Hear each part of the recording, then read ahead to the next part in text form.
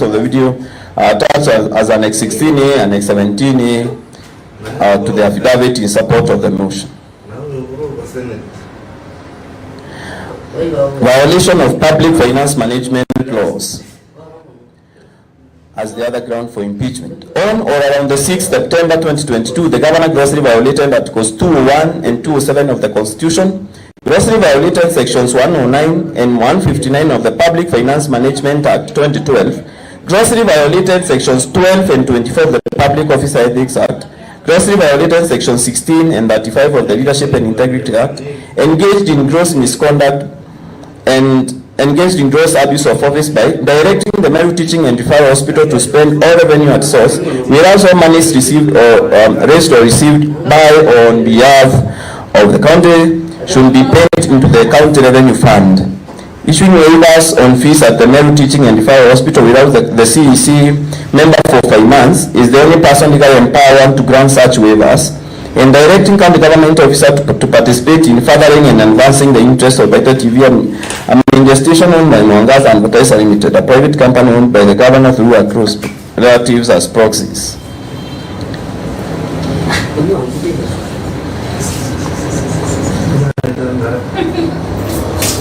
Evidence of the governor's gross violation of Articles 201 and 207 of the Constitution, gross violation of Sections 109, 2 and 159 of the Public Finance Management Act 2012, gross violation of Sections 12 and 24 of the Public Officer Ethics Act, gross violation of Sections 16 and 35 of the Leadership and Integrity Act, gross misconduct and gross abuse of office is set in the video saved as Annex 18 in the flash disc presented here with. A transcripts to translation of the videos are attached as Annex 18 to the affidavit supporting the motion. Further evidence is in the Ethics and Anti-Corruption Commission letter dated 19 October 2022, and the documents attached as Annex 18B and Annex 18C to the affidavit in support of the motion.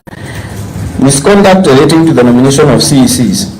On or around the 8th November 2022, the governor engaged in gross misconduct, grossly violated Articles 10, 73 and 75 of the Constitution, grossly violated Section 10(1) of the Public Appointments County Assembly's Approval Act 2017, and grossly violated Sections 3, 4, 10, 11 and 11 of the Meru County Retention Enhancement Fund Act 2016 by vilifying members of the Assembly for refusing to approve some County Executive Committee members at a public rally held at Kiangwa in Igoti West. Firstly, accusing members of the Assembly of shortchanging Custom Chain and other nominees for appointment to the CEC, illegally instructing Custom Chain to usurp the statutory functions of the Retention Enhancement Fund Committee by identifying the persons that would benefit from county bursary funds, failing to submit names of other candidates to the County Assembly for approval for appointment to the CEC after the Assembly rejected some of the nominees. Reorganizing our government to 6 departments and 3 CEC members after the rejection of some nominees instead of submitting names of other candidates at the County Assembly for approval, and swearing to appoint to our government and actively work with working with the results of the 2022 county elections instead of the duly elected MCAs so as to star angles within the Assembly. Evidence of the governor's gross misconduct was violation of Articles 10, 73 and 75 of the Constitution, and gross violation of Sections 10(1) of the Public Appointment County Assembly's Approval Act of 2017 is set in the video saved as Annex 19 and Annex 20 in the flash disc presented herewith. The transcripts of the videos are attached as Annex 19A, Annex 20A to the affidavit in support of the motion. What is happening?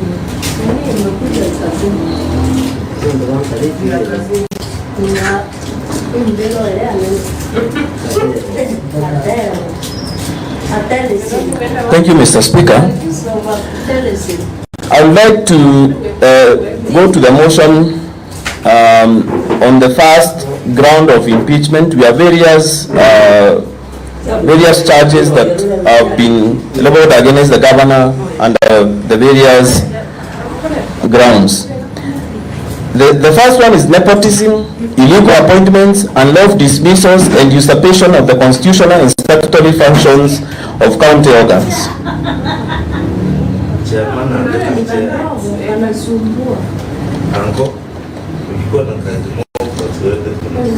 I would like to request that evidence that has been annexed to this motion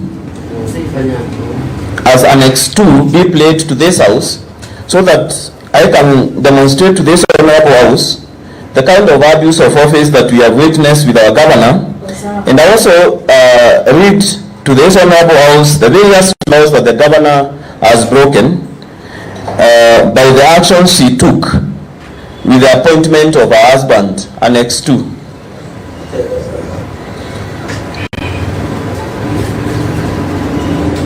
Unataka kucheza video? Amesema anacheza video.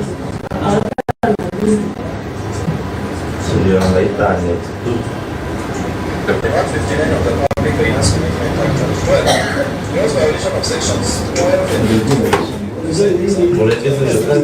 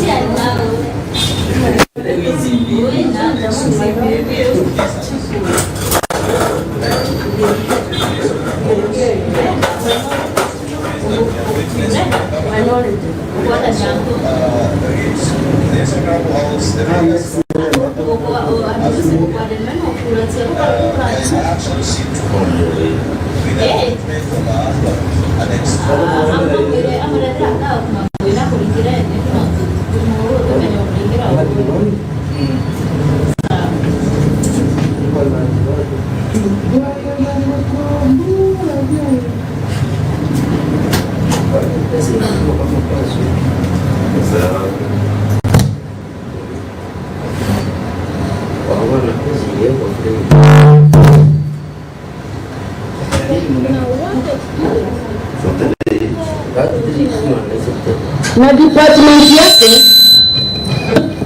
Kuna mwingine hapa akona work experience kuliko wengine wote, na department yake ile ambaye anapewa na serikali ya governor mama, hiyo department haina mshahara.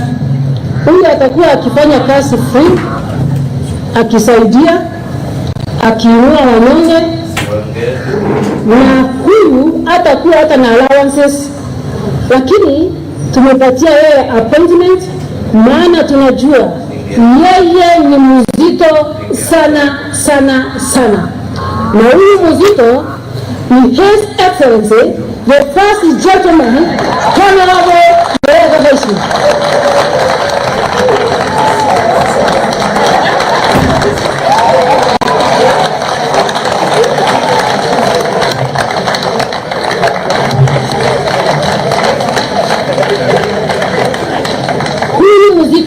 Asante sana. Huyu mzito kwa majina Meru ni First Gentleman of Meru County, na currently anashikilia Meru Cultural Ambassador by the Ministry of Tourism. Ameshikilia hapo, na yeye unapomwona pale ni Apostle Vital Family Fellowship, kitengo kubwa sana. He is the founder of Vital Television, kitengo mzito sana. Na siku ya leo tunampatia kazi ambayo haina malipo na haina marupurupu. Atakuwa akifanya free kama kujitolea, na tumempatia kitengo la kwamba yeye ni patron Meru Youth Service. Hiyo ni kazi moja, na ingine kitengo ambayo nimempatia kitengo cha maana sana, Ambassador Meru Hustlers Ambassador. That's a powerful position. Meru Hustlers Ambassador. Meru Hustlers Ambassador. Kwa hivyo mahasla wote wako na ambassador wao. Kwa hivyo sasa ukimuita first gentleman, unaweza kubadilisha unamuita ambassador. In the office of the governor. In the office of the governor. Kwa hivyo atakuwa anaripoti kwa governor. Mkimwona hapo kwa governor akiwa amevaa kofia, mjue ya kwamba ana represent mahasla na alipi hata bidii. As follows. The national values and principles of governance in this article bind all state organs, state officers, public officers, and all persons whenever any of them applies or interprets this constitution, enacts, applies, or interprets any law, or makes or implements public policy decisions. The national values and principles of governance include patriotism, national unity, sharing and devolution of power, the rule of law, democracy and participation of the people, human dignity, equity, social justice, inclusiveness, equality, human rights and non-discrimination and protection of the marginalized, good governance, integrity, transparency and accountability, and sustainable development. That whenever a public or a state officer is applying anything or making or implementing any policies, they have to observe the national values and principles of governance. This one, the government has broken them because they are as follows. The values, some of the values of public service: high standards of professional ethics, efficient and effective economic use of resources, responsive, prompt, effective and impartial and equitable provision of the people in decision making, and accountability and administrative acts, transparency and provision of the public to the public of timely, accurate information, subject to paragraph 1 and 2, fair competition and merit as the basis of appointments and promotions, the representation of the people in diverse communities. So on part G, in Article 292 of the Constitution, there was no competition. The positions the governors created, she just created the positions in various departments from her speech. One in the Ministry of Tourism, the other one in our own government, in the office of the governor, appointed her husband. There was no advertisement. The county assembly was not involved. And Mr. Speaker, there are other laws that are involved in guiding how public officers are supposed to be appointed. If you look at Section 17 of the Public Officer Ethics Act, Mr. Speaker, it states as follows.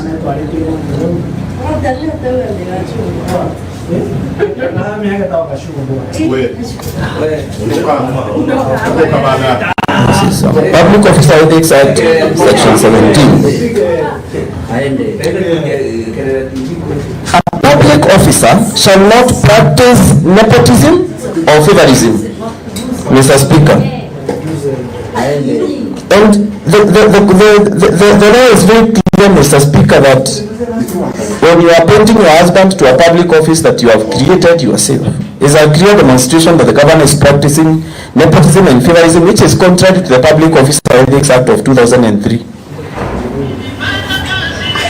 And therefore, Mr. Speaker, it's my request that this Honorable House finds the governor guilty of this charge, because she also violated sections 55 of the County Governments Act. I read to this House, Mr. Speaker, what these provisions state of the county government, the provisions of the County Governments Act.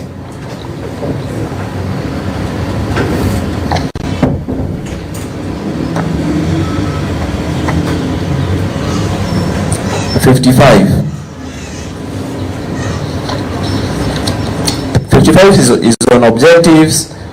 Then 59 of the County Governments Act has created the functions and powers of the County Public Service Board. One of the functions is to establish and abolish offices in the county public office or in the county public service. So it's not the work of the governor to create offices, any office in this county, Mr. Speaker, other than the County Public Service Board. It's the Public Service Board that appoints persons to hold or shall act in offices of the county public service, including the boards of cities and urban areas within the county, and to confirm those appointments. Exercise disciplinary control over, remove persons holding or acting in those offices as provided and for under this part. Prepare regular reports for submission to the county assembly on the executions of the functions of the board. 59A, creates the independence of the county public service board. So therefore, even the governor herself cannot direct the county public service board what to do.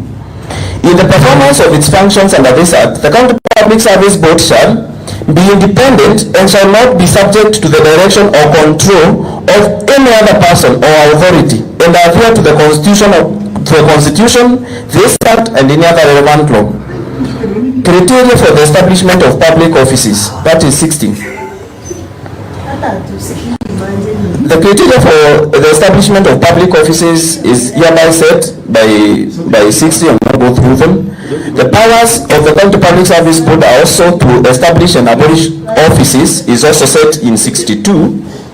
63 creates the powers of the county public service board to make appointments. 64 limits that no unqualified person may be appointed in acting capacity in the county. And 65, there are so many other matters. It creates the matters to be taken into account when appointing people.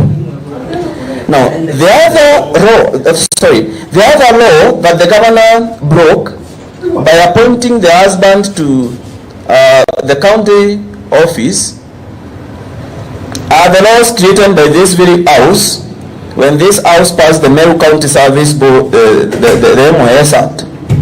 And I went to this house, the offices that are there in the Meru County with service, because the governor appointed the husband to offices she created that are not in the act.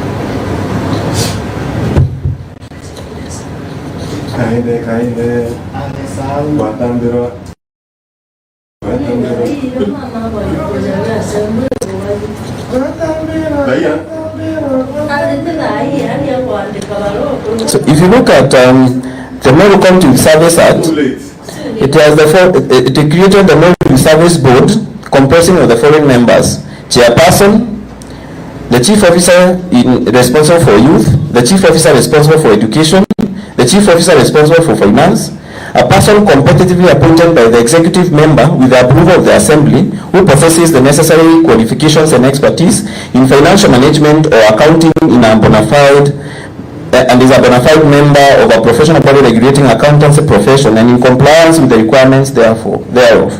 There will be a secretary of the board who shall be an ex-officio member. So those are the members. There will be 2 youth members competitively appointed by the CEC with the approval of the assembly. So, Mr. Speaker, those are the provisions of the law. The governor broke the law for establishing offices. She broke the constitution. She trashed this constitution, Mr. Speaker, by engaging in the acts, in the work of the County Public Service Board in the appointment of the husband.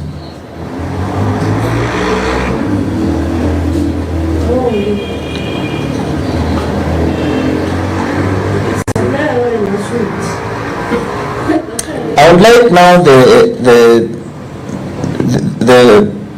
I would like to go to the roadside now upon this area of appointments again. The roadside appointment of workers at Timau.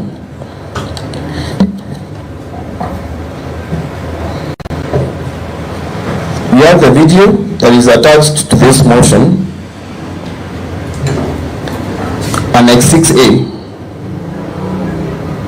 The appointments at Timau to be played to this house so that the house can see what the governor is doing.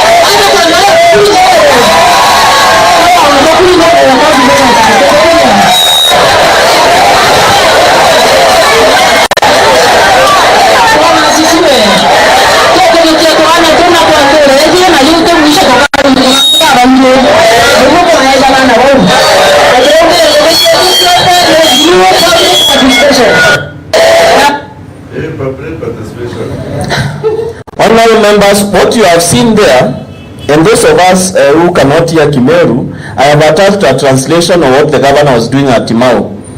She advertised job for firefighters. She converted the crowd to the recruiting, shortlisting, and interviewing crowd, and then she said she will be employing people by public participation. She was writing her own laws. Honorable Speaker, there is no provision anywhere in the laws of this land that public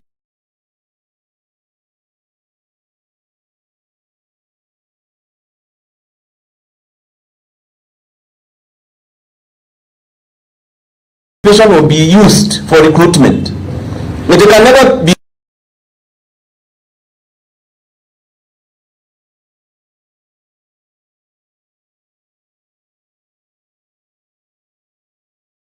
objective. If someone doesn't like you, Mr. Speaker,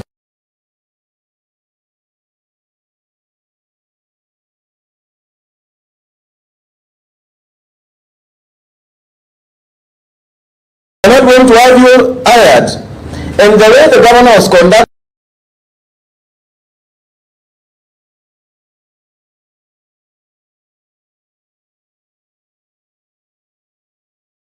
is uncalled, is unbecoming of a state officer.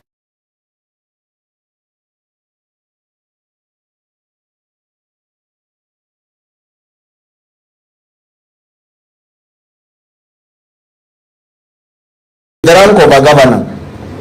You can imagine the humiliation of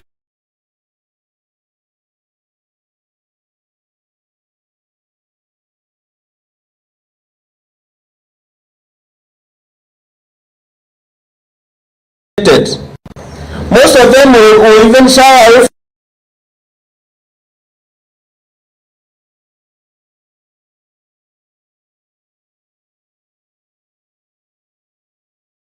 from doing any other further job interviews. The kind of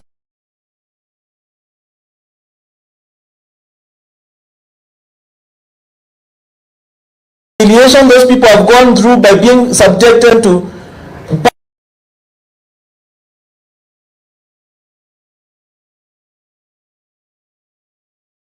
ridicule, Mr. Speaker, is uncalled for in this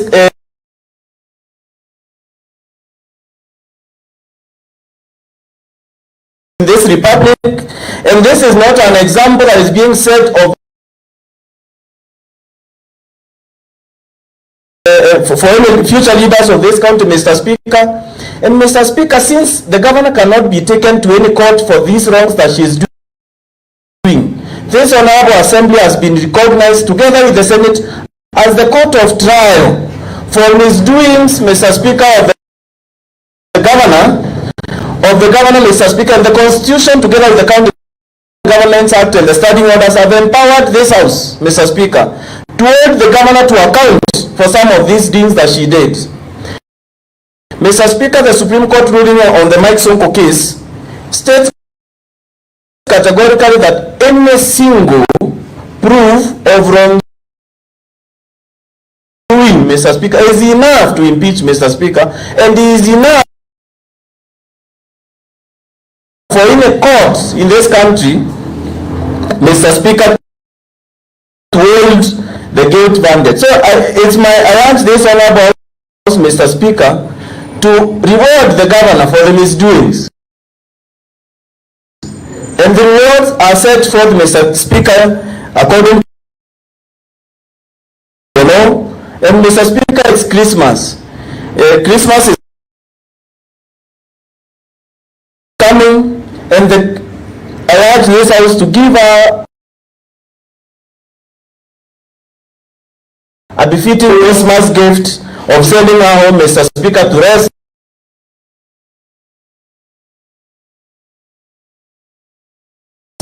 Because she's mismanaging this country.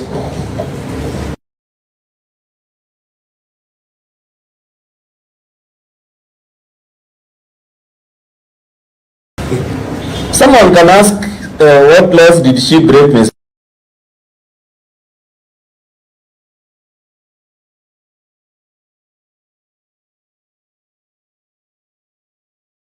speak. First of all, the conduct itself is against what is set in the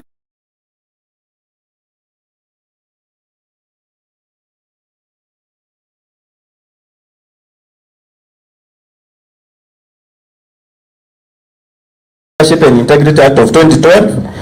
Mr. Speaker,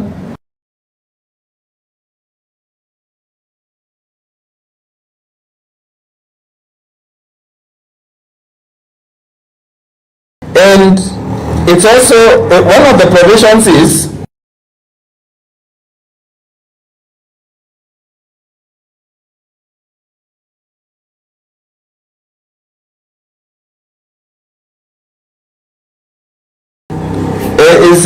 breaking the code of conduct of state officers.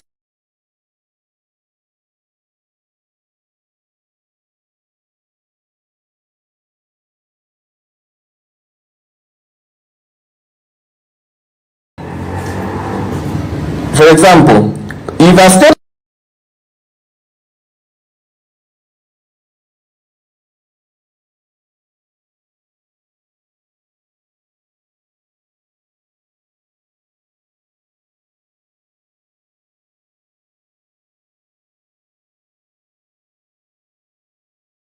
officer, the governor can argue these people were never employed after all. But